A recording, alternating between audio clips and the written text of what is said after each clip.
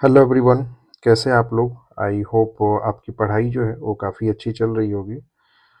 So welcome you all to VS academy. Daily current affair series का जो हमारा video चल रहा था उसको आगे हम कंटिन्यू करेंगे। आज है 6 नवंबर और जो भी टॉपिक्स थे उसको आज हम कवर करेंगे। ओके, आई होप अभी तक का जो हमारा करंट अफेयर्स का लेक्चर हुआ है उसमें आपके जितने भी करंट अफेयर्स थे वो सभी हमने कवर किया है और विथ एक्सप्लेनेशन। तो ये आगे आने वाले जो भी एग्ज़ाम्स हैं, चाहे वो यूपीएससी हो या फिर बिहार के किसी भी एग्ज़ाम्स हो, यूपी पीसीएस या फिर झारखंड पीसीएस या फिर जो भी पीसीएस है, उसके अलावा लाइक या फिर रेलवे हो, एसएससी हो, so every exam is going to be benefited with these lectures. So I would suggest कि आप सीरियसली इस सेशंस को देखें। एट द सेम टाइम मैं ये बोलूँगा कि आप अगर हो सके तो एक शॉर्ट नोट बनाएँ। मेरा ऐसे भी करंट अफेयर्स जो रहता है वो काफ़ी शॉर्ट रहता है, तो अगर आप उतना भी करते हैं तो आपके लिए वो ऑलमोस्ट जो भी करंट अफेयर्स है एग्ज़ाम्स के लिए वो कवर हो जाएँगे। ओके, ठीक है, आगे कंटिन्यू करते हैं हम। सो कल हमने एक क्वेश्चन देखा था कि सबसे लास्ट में एक प्रीवियस ईयर क्वेश्चन कि तुलसी जो होता है, तुलसी प्लांट एक हर्ब होता है, उसमें मेडिसिनल वैल्यूज़ होते हैं। तो ये जो वैल्यूज़ होते हैं, मेडिसिनल जो प्रॉपर्टी होता है, ये कौन से कंपाउंड या फिर लाइक केमिकल कंपाउंड या फिर जो भी है उसके प्रेजेंस के कारण होता है। तो इनऑर्गेनिक एसिड या फिर organic acid, phenol and flavonoids या लिथियम बाइकार्बोनेट। तो इसका करेक्ट आंसर होगा फिनॉल्स एंड फ्लेवोनाइड्स। ये तुलसी में होता है जिसके कारण इसमें मेडिसिनल लाइक प्रॉपर्टी होता है। अगर इसका एक्सप्लेनेशन देखें, तुलसी प्लांट जिसका साइंटिफिक नेम ओकिमम सैंक्टम है और इसमें जो कंपाउंड्स अवेलेबल रहते हैं वो कंपाउंड क्या है, फिनॉल्स रहते हैं, फ्लेवोनाइड्स रहते हैं एंड यूगेनॉल रहता है। ये तीनों रहता है जिसके कारण इसमें मेडिसिनल प्रॉपर्टी होता है। और ये तीनों के होने के कारण इसका जो तुलसी प्लांट होता है उसमें एंटीऑक्सीडेंट का प्रॉपर्टी होता है, एंटी इन्फ्लामेटरी प्रॉपर्टी होता है, एंटी माइक्रोबियल होता है एंड इम्यूनो मॉड्यूलेटरी होता है। तो इम्यून प्रोवाइड करना या फिर एंटीऑक्सीडेंट होना या फिर कोई फ्लेमेशन होता है उसको काटना, ये सभी एंटी माइक्रोबियल होना, ये सभी चीज़ें इसके द्वारा होता है। सो ये सभी के कारण तुलसी एक परफेक्ट आयुर्वेदिक जो मेडिसिन होता है उस कैटेगरी में आता है।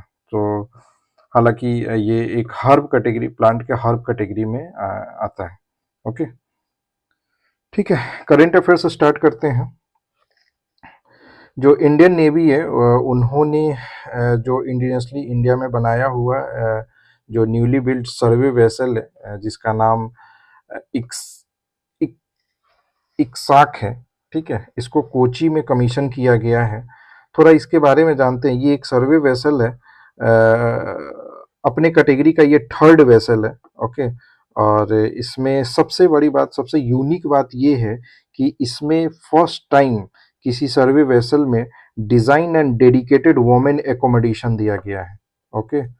तो ये एक सबसे बड़ी मतलब फीचर है इस वेसल के, ओके? और इसके कारण नेवी को एक स्ट्रेंथन मिलेगा किस इंडियाज़ हाइड्रोफोनिक सर्विस या फिर मैरीटाइम ऑपरेशन कैपेबिलिटीज़ को इन्हांस करेगा, ओके? बाकी इसमें कुछ नहीं है। इसका यूज़ ये वेसल का यूज़ ह्यूमैनिटेरियन असिस्टेंस में भी हो सकता है, डिज़ास्टर में भी हो सकता है या मेडिकल सपोर्ट अगर कोई ऑपरेशंस चल रहा है उसमें भी हो सकता है। इतना बड़ा है ये। ओके, इंडिया जो है अभी हम लोग जो हमारा नेशनल सॉन्ग है वंदे मातरम, उसका 150 ईयर सेलिब्रेट कर रहे हैं इस सॉन्ग का। ये सॉन्ग काफ़ी इम्पोर्टेंट है, चाहे वो एग्ज़ाम प्रोस्पेक्टिव से हो या फिर हमारे रियल लाइफ में भी हो, ओके? इसका एक बहुत बड़ा हिस्ट्री रहा है। हमारे सबसे इम्पोर्टेंट हमारा जो फ्रीडम स्ट्रगल है उसमें इसका बहुत ही बड़ा कंट्रीब्यूशन रहा है, दैट कांट बी उसको इग्नोर नहीं कर सकते हैं। एंड लाइक हम लोग ये आर्ट एंड कल्चर में पढ़ते हैं कि सॉन्ग का एक बहुत ही बड़ा इम्पोर्टेंट रोल होता है किसी भी कल्चर या सोसाइटी में। और सेम लाइक ये एक सॉन्ग है वंदे मातरम, जिसने पूरी फ्रीडम स्ट्रगल को एक स्ट्रीम में बांध के रखा। ओके, तो देखते हैं ये ये किसके द्वारा लिखा गया था। बंगाली पोएट थे एंड नोवेलिस्ट बंकिम चंद्र चटर्जी के द्वारा ये लिखा गया था। संस्कृत में लिखा गया था। उनका एक बुक था जो 1882 में उन्होंने लिखा था, आनंद मठ, जिसमें ये सॉन्ग था। और यही आनंद मठ था जिसके थ्रू एक बैकग्राउंड सेट हुआ सन्यासी रिवेलियन का, ओके, 18th सेंचुरी में। ओके, और थोड़ा इसके बारे में जाने तो 1896 में रविन्द्रनाथ टैगोर ने इसको फर्स्ट टाइम गाया था। कहाँ पे? Kolkata session of Indian national Congress, 1896। मैं चाहूँगा कि आप एक बार आप खुद से भी स्टडी करें, और जो 1896 का जो ये रहा है इंडियन नेशनल कांग्रेस का जो सेशन रहा है, इसके प्रेसिडेंट कौन थे, एक बार आप कमेंट में बता सके तो it would be good. Okay, आपका भी एक रिवीजन हो जाएगा। ओके, दूसरी बात ये है कि इसको ऑफिशियली अडॉप्ट किया गया बाय कॉन्स्टिट्यूशन असेंबली, हमारा नेशनल सॉन्ग, वो कब? 24 जनवरी 1950 को। और रविन्द्रनाथ टैगोर का एक सबसे बड़ा ये है, रविन्द्रनाथ टैगोर ने बोला था कि नेशनल सॉन्ग को एकदम इक्वल ऑनर मिलना चाहिए लाइक नेशनल एंथम जो कि जनगण मन है। ओके, ठीक है। नेक्स्ट, कंचनजंगा नेशनल पार्क जो है कहाँ पे है? ये सिक्किम में है। ओके, और इसको गुड कैटेगरी में डाला गया है बाय IUCN द्वारा, ठीक है। और at the same time western Ghat and Sundarban को सीरियस कैटेगरी में डाला गया है because it is facing some threats. Okay, तो नेशनल पार्क, ये कंचनजंगा नेशनल पार्क के बारे में जान लेते हैं। ये सिक्किम में है, इसको एस्टेब्लिश किया गया था 1977 में। और काफ़ी लोकल ट्राइब्स जुड़े हुए हैं जिनके खुद के कल्चर्स है वहाँ पे। 2020 में अगर इसका हिस्ट्री देखें तो 2000 में इसको डेजिग्नेट किया गया था UNESCO man and biosphere programme में, जो कि काफ़ी इम्पोर्टेंट हो जाता है कि कंचनजंगा क्या यूनेस्को के मैन एंड बायोस्फीयर प्रोग्राम में है, डेजिग्नेट किया गया है। Yes, it is designated. कब किया गया था? 2000 में। और इसी कंचनजंगा में एक जेमू ग्लेशियर है, काफ़ी पॉपुलर ग्लेशियर है, जो कि क्वेश्चन में काफ़ी बार आ चुका है, एग्जाम्स में काफ़ी बार आ चुका है कि जेमू ग्लेशियर कहाँ पे है, तो it is in Kanchenjunga. Okay, Sikkim. Okay, moving to the next, world cooperative monitor WCM 2025 कहाँ पे हुआ है?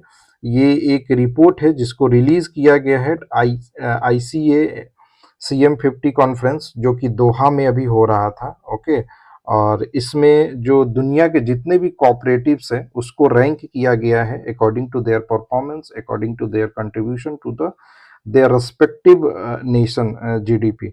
तो अमूल और इफ्को को वर्ल्ड का टॉप 2 ग्लोबल कोऑपरेटिव में रखा गया है। अमूल को फर्स्ट रैंक और इफ्को को सेकंड रैंक दिया गया है। We all know Amul is a dairy related to dairy and IFFCO is related to fertiliser. Okay,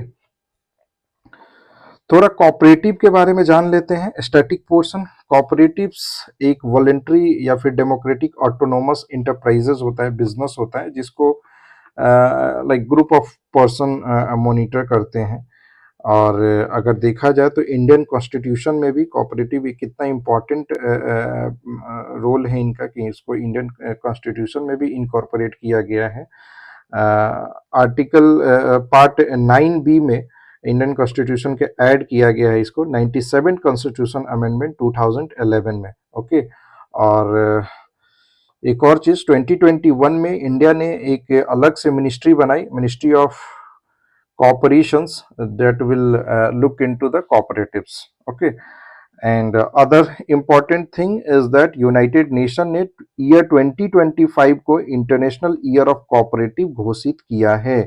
तो ये काफी इंपॉर्टेंट हो जाता है कि यूनाइटेड नेशन ने 2025 को कौन से ईयर से घोषित किया, तो that is international year of cooperatives. Okay, ठीक है। इसके साथ अब एक प्रीवियस ईयर क्वेश्चन कर लेते हैं जो कि हम नेक्स्ट क्लास में डिस्कस करेंगे। दैट इज कि स्टेट इलेक्शन कमीशन जो है उसको कॉन्स्टिट्यूशन में ऐड किया गया था through which constitution amendment act. Okay, ये आपको बताना है, थोड़ा स्टडी कीजिए। Okay, and then we will discuss. Okay, so thank you all. I hope all these facts and figure was helpful to you, especially for the exam perspective. Okay, so keep learning and keep watching my videos.